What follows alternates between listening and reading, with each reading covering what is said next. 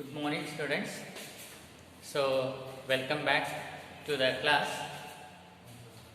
And in the previous class, we were discussing the second chapter, that is sexual reproduction in flowering plants. Okay, and in this chapter, I have already told you what things we are going to discuss. That is first one, flower, that is a fascinating organ. Okay, and the second one is pre-fertilization, the structures and events, and the third thing what we are going to discuss in this chapter is about the double fertilization, and after that post fertilization, the structures and events, and finally we will discuss the two things, that is one is apomixis and another one is polyembryony. Okay, so these are the things we are going to discuss in this chapter, that is sexual reproduction in flowering plants. Okay, and in the previous class we have we were discussing about we have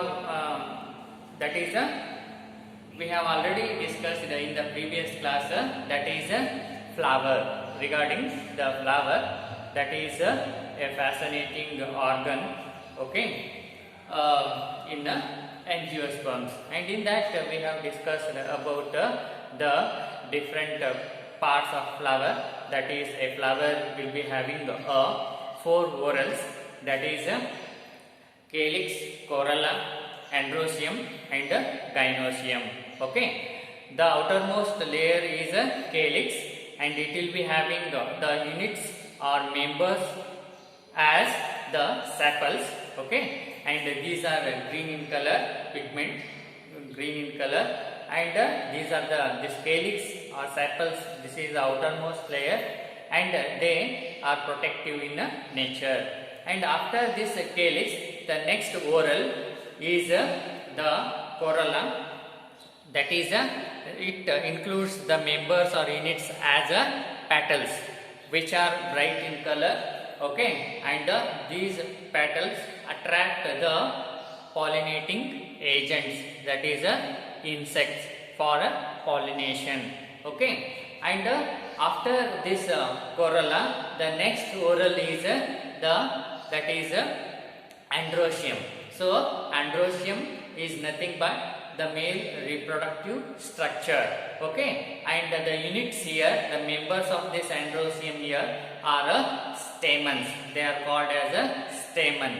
Okay, and after that the innermost whorl is gynoecium. So gynoecium is nothing but the female reproductive structure. Okay, and this female reproductive structure is having the members or units as the pistil. Okay, so that is what we discussed in the previous class, that is about the flower. Okay, and the next thing what we are going to discuss is pre-fertilization.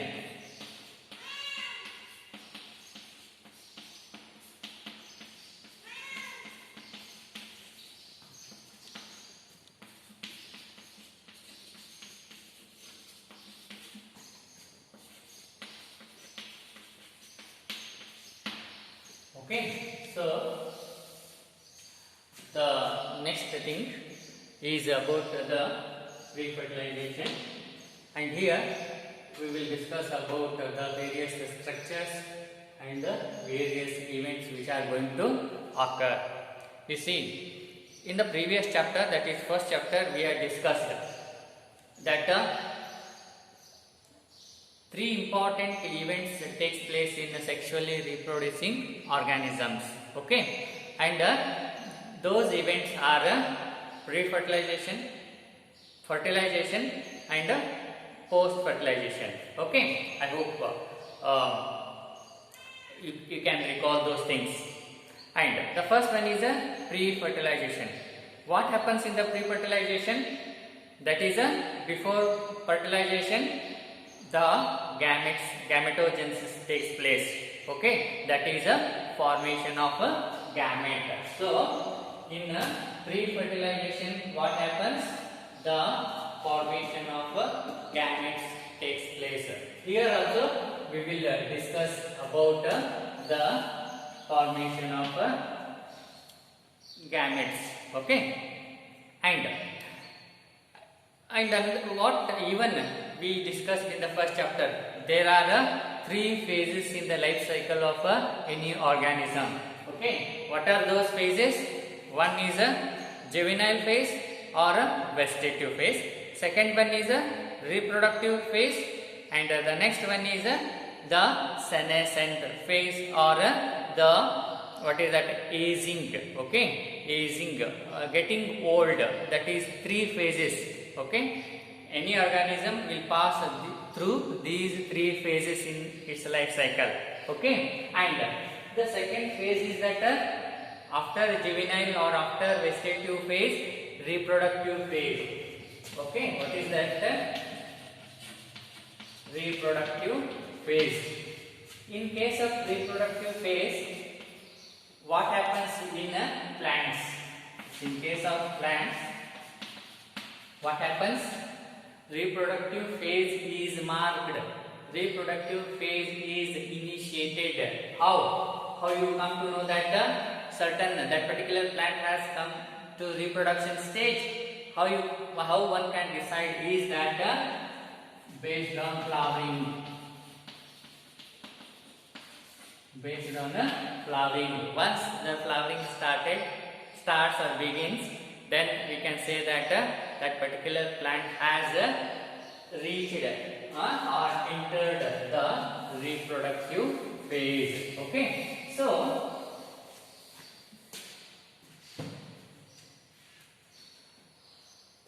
that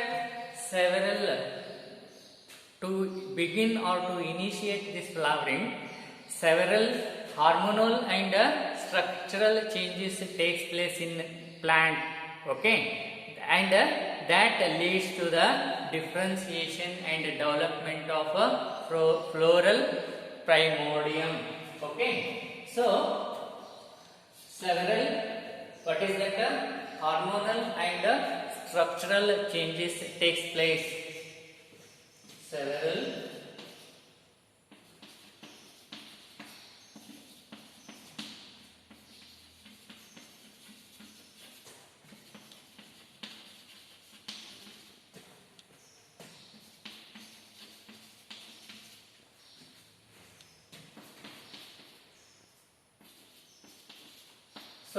several hormonal and structural changes takes place in plants that leads to the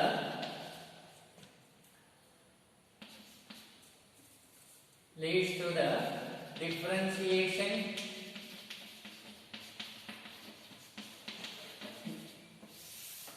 and development of floral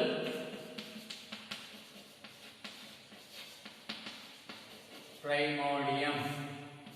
Okay, so several hormonal and structural changes takes place in the plants, and that lead to the differentiation and further development of a floral primordium. Okay, here you may wonder what is this floral primordium. So floral primordium is nothing but a group of cells or tissues which leads to the formation of a flower, or which are responsible for the formation of a flower. Okay, so after this, what happens? Inflorescence takes place. Inflorescence takes place. Okay, or inflorescence are formed that bear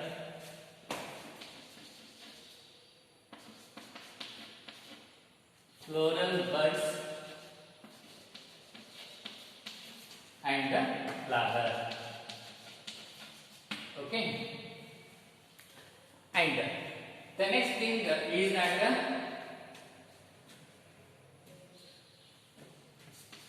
in this flower, in the flower, androecium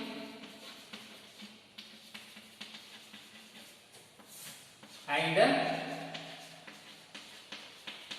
gynoecium, that is male and female reproductive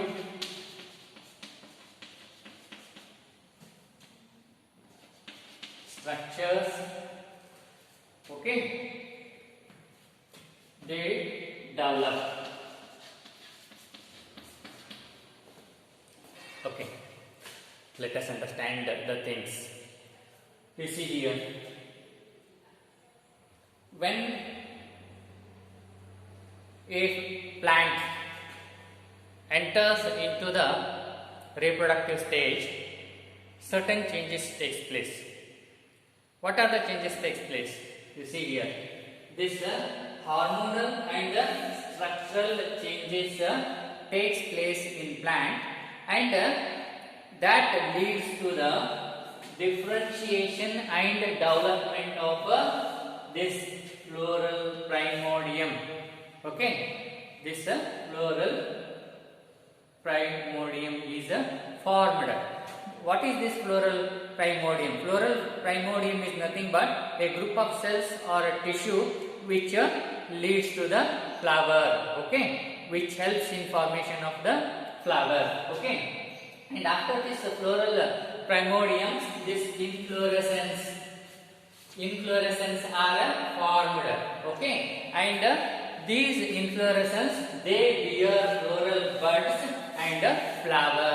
Inflorescence is nothing but a cluster of flower or a bunch of flower. We know that is as a inflorescence, okay. And once the buds and flowers are formed, then what happens? In this flower, the androecium and gynoecium.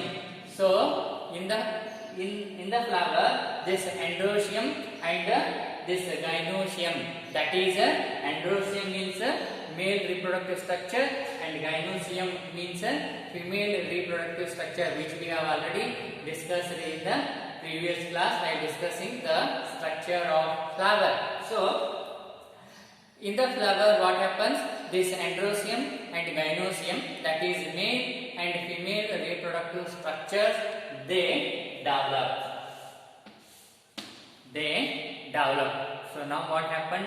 A flower has formed, and in the flower, this androecium and gynoecium, that is a male and female reproductive structure.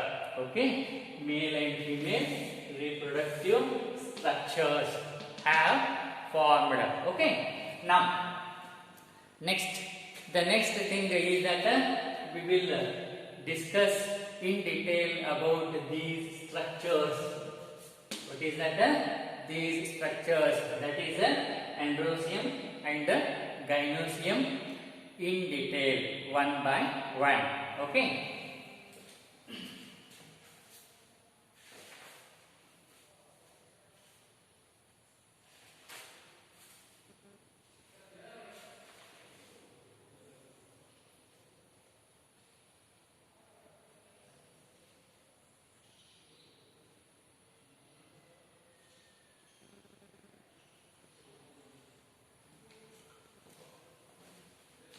So, first one, stamen,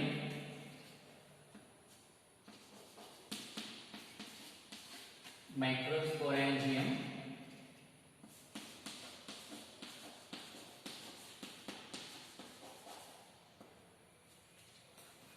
and the pollen grains.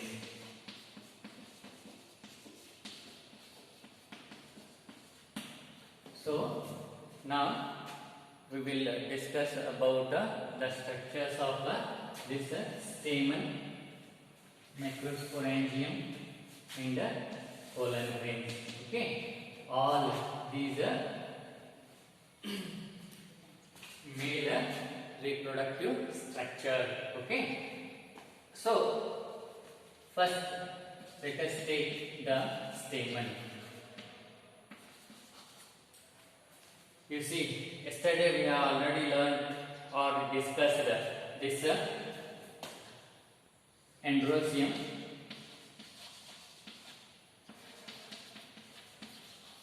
that is a male reproductive structure,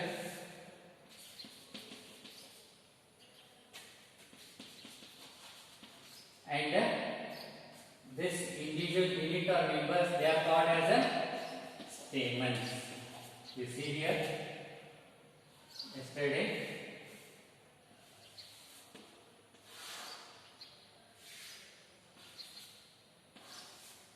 So this is a anther, this is a filament, and these both constitute the androecium.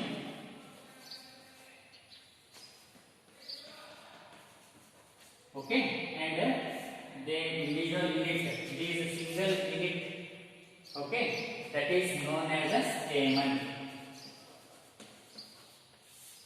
Okay, that is known as a stamen. Okay, recall the things, be clear about the things, okay, and the structures of flowers, so that you can understand the things one by one. Okay, otherwise you won't get the things easy. Fine, so that is why I draw this thing once again, okay, to simply make you recall the things. Okay, now you are clear about the stamen.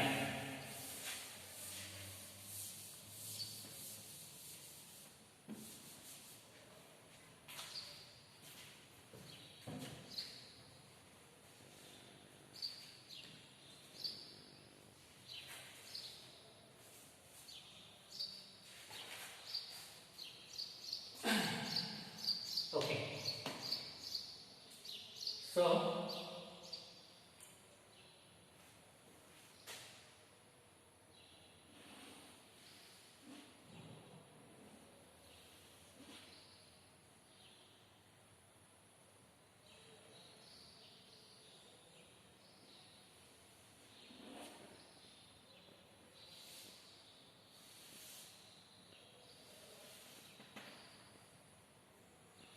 okay, so this is the stamen,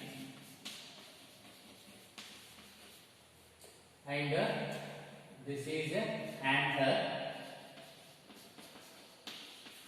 and this stalk, slender stalk, it is known as a filament. This we know. Let us discuss more about this stamen. Okay, so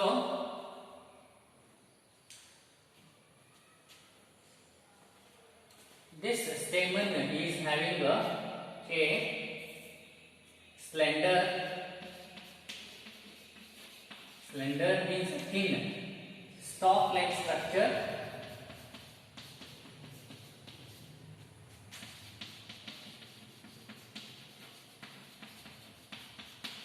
called a filament. Okay, so this part, slender, this stalk like structure, it is called as a filament. Okay, and this filament at the proximal end,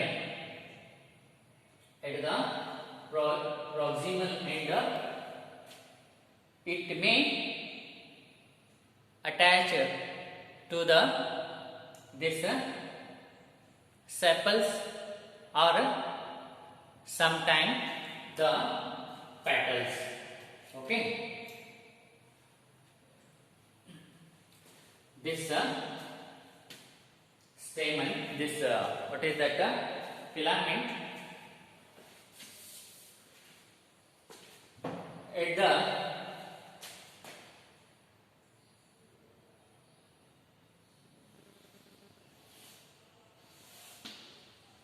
what is that proximal end, that is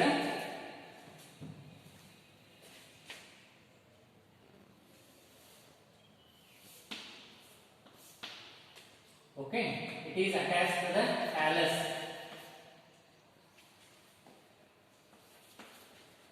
or sometimes it may attach to the this sepals, sorry, petals. Okay, sometimes it may attach to the petals. Okay, so this filament, this it is proximally, at proximal end means closer end, closer of origin. This filament, this stamen is originated on this thallus, okay, of the flower, and sometimes it is attached to the thallus, or sometimes it may attach to the petals. Okay. You see, petals are like this, and sometimes this stamen may attach to this, or sometimes it may attach to the this okay, thallus of the flower. Okay, and the next thing is that this anther is bilobed, and at the terminal end of this filament we are having anthers attached at the terminal end of this filament, and these filaments are these anthers are bilobed. Anthers are bilobed. That means having two lobes. This is one lobe and this is a second lobe. Okay, first lobe, and you see two lobes you can see here. So at the terminal end of filament, this anther are attached, and these anthers are bilobed. They are bilobed, having two lobes. Okay, one lobe and another lobe. And another thing is that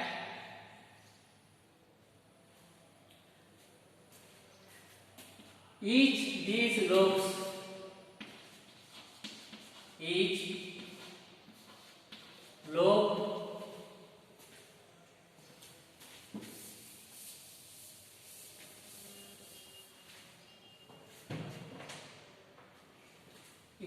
lobe of anther have two theca. That is why it is called as a dithecus. Okay, so each this lobe they are having a two theca. Okay, that so that is why they are called as a dithecus in nature. Okay, theca is nothing but, you see, this is this one lobe, and then it is having groove like this. So this is one theca, and this is another theca, and likewise another lobe here, and this is another theca, and this is another. So each lobe, this is first lobe and this is second lobe, and it is having one theca here, another theca here. So this one lobe is having two theca, that is why it is known as a dithecus. Likewise, the other lobe is also having two theca, one here and one there. So each lobe is having a two theca, and that is why they are called as dithecus in nature. Okay, and this anther is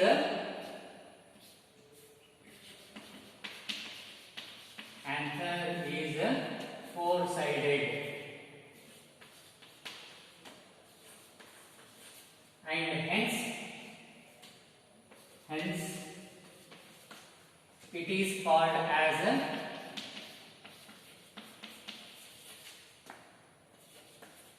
tetragonal. Okay, fine. You see here, each this anther, it is made up of four sides, and hence it is called as a tetragonal. Okay.